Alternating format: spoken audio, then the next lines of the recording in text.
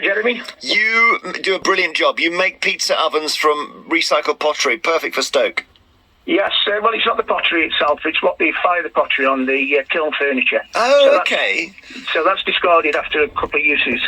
So we take that, crush it down and make pizza ovens out of them. So really, is it the kiln, the interior of the kiln only works for a couple of days, does it? No, not the interior of the kiln. They set the plates on what's called kiln furniture so they can stack it up. I see.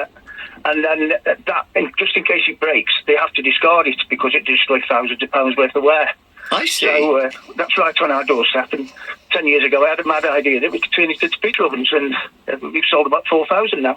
You, sir, are a genius. That is the best. I hope you've been on Dragon's Den or whatnot. That's the most amazing idea. And what a brilliant, I guess the stuff was just being thrown away before, was it? It does get recycled, but obviously it's a limited uses. So it's not totally discarded, but, we just found a niche market for it at a time when Jamie Oliver was making pizza ovens popular. Oh yeah, do you know? For the first time, I had a wood-fired pizza the weekend. I mean, I was staying somewhere where they had one of those ovens outside. It was a lot of fun getting it burning and getting it hot and making the pizza and putting it in. So it was a lovely thing, actually. Quite right. Brilliant. But, and you supplied how many? Only about 4,000 now.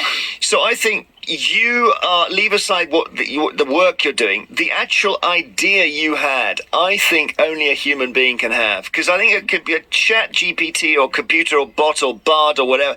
It's not able to sit and think. Well, when I first mentioned it 10 years ago to friends and people and relatives, they laughed at me. Yeah. And now half the pub have got pizza ovens.